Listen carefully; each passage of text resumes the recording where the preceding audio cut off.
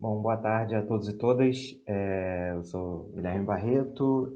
Eu sou egresso do programa de pós-graduação da UF, sou graduado e mestre pela UF, inclusive orientando da professora Rita de Cássia, citada aí pelo Nicelli. A professora Rita Almico foi minha orientadora, devo muito da minha formação e das minhas bases historiográficas a ela, uma pessoa incrível. E agora eu estou no meu primeiro semestre de doutorado no PPGHE, sob orientação do professor José Jodson Arruda. E esse ensaio ele é muito mais o meu último filho da minha dissertação do que algo que já seja fruto da minha pesquisa de doutorado. Bom, no meu doutorado eu pesquiso a ação do Estado para a construção da hegemonia industrial de São Paulo entre as décadas de 1930 e 1960, e na minha dissertação eu estudei a perda da hegemonia industrial do Rio de Janeiro para São Paulo. Bom, antes de mais nada, o século XIX foi um momento onde o Rio se constituiu como o principal centro industrial e comercial do país, sobretudo a partir das décadas de 1850, 1860. O Rio passa por um processo muito grande de dinamização da sua indústria, é, é, e baseado ali principalmente na relação entre o comércio e o setor industrial, se consolida claramente como o principal centro industrial do Brasil nesse momento. Porém, ali a partir das décadas, sobretudo a partir da década de 1880, com a decadência da produção cafeeira, pensando de uma forma mais tradicional sobre algumas abordagens historiográficas, seria natural pensar em uma decadência da indústria do Rio de Janeiro nesse período.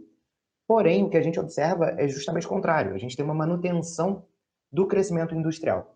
Então, diferente do que aconteceu em outras zonas industriais do Brasil, sobretudo na primeira metade do século XX, a gente tem uma autonomia da indústria em relação ao capital exportador. A gente não tem essa inter-relação imediata e natural, como muitos podem acreditar, entre a indústria e o capital exportador, nesse caso, principalmente capital cafeeiro. A indústria havia a gente pode dizer que ela possui uma grande independência em relação a esse capital e conseguiu ali, mesmo nesse período de decadência do café, manter o seu crescimento nesse período. Bom, e além disso, um outro dado que vale sempre a gente frisar quando a gente fala de Rio de Janeiro nesse momento, as minhas análises no mestrado e as análises que eu vejo de outros pesquisadores do tema, professora Eulália Lobo, Maria Bárbara Levi, são sempre de uma necessidade de uma análise em conjunto do Rio, tanto da capital, do então Distrito Federal, com o interior, porque senão a gente acaba caindo numa distorção muito grande que é analisar, sobretudo em questões comparativas, uma cidade com outros estados.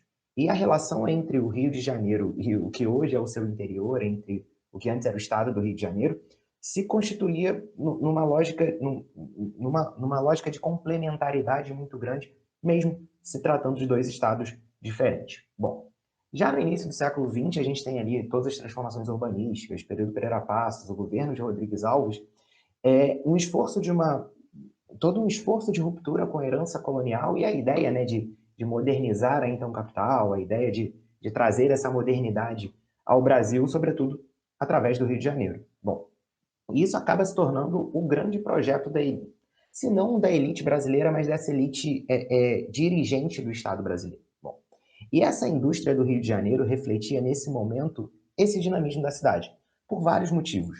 Primeiro, por ser um grande mercado consumidor e um mercado consumidor com alto poder aquisitivo, que havia se constituído nessa região.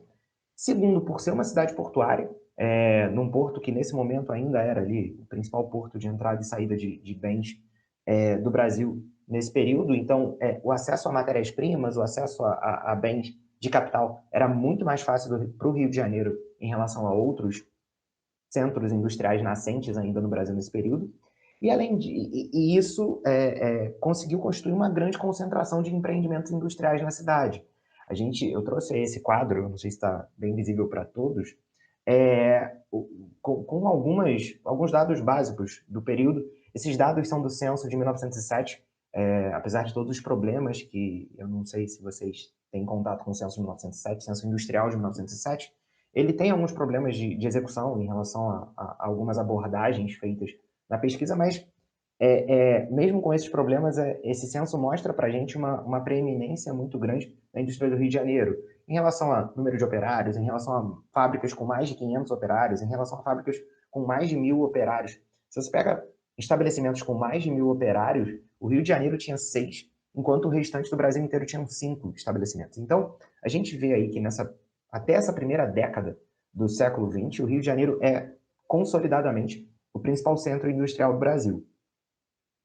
E outros dados também corroboram isso, né? 37,8% do valor da produção industrial do Brasil, e aí com destaque para a indústria de alimentos, indústria têxtil, vestuário, mas também com uma participação relevante da indústria química e do setor metalúrgico associado ao setor de transporte. Então, essa análise mais tradicional de que, de fato, era uma indústria muito baseada em bens de consumo não duráveis correspondia à realidade do Rio de Janeiro, mas, apesar disso tudo, era a indústria mais diversificada do país, produzindo ali dos 98 grupos de produtos que constam no censo de 1907, 20 eram exclusivos somente do Rio de Janeiro. Então, todos esses dados demonstram para a gente que, nesse momento, o Rio de Janeiro era, incontestavelmente, o principal centro industrial do Brasil. Bom, só que a gente vê, de maneira comparada aí, em relação aos censos de 1907, 1919 e 1939, uma perda de espaço, de poder, por assim dizer, de produção do Rio de Janeiro em relação a outras regiões do Brasil, de forma muito clara. O Rio de Janeiro passa ali de 37,8% da produção industrial para 23,9% no espaço de 22 anos. Então, perde praticamente metade percentualmente do espaço dentro da produção industrial do Brasil, sobretudo para São Paulo. Se o Rio de Janeiro perde 14% praticamente, São Paulo ganha, pula de 15% para 43%, ganha 28% na produção industrial brasileira. Além disso, outros estados também passam por um crescimento nesse período. Significativamente também, Minas Gerais, obviamente, nada próximo do que São Paulo faz nesse momento. Bom, um gráfico só para, de repente, esses dados ficarem um pouco mais claros, um pouco mais nítidos visualmente falando. Bom, e aí a gente tem duas teorias mais tradicionais que associam, que teoricamente conseguiriam justificar essa perda da hegemonia industrial do Rio de Janeiro. Primeiro, a herança escravista da produção cafeira local, a ideia diferente de outras regiões do Brasil, não ter se consolidado um mercado consumidor tão significativo no Rio de Janeiro.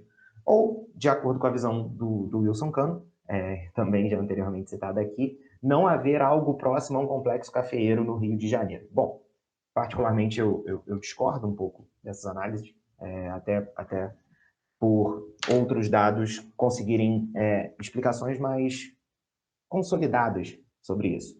Fundamentalmente em torno da explosão de despesas, sobretudo de transporte, de energia, salários. A gente tinha sindicatos muito mais bem estruturados no Rio de Janeiro que conseguiam pressionar os salários para cima, no momento onde outras regiões industriais ainda havia salários muito inferiores ao Rio de Janeiro.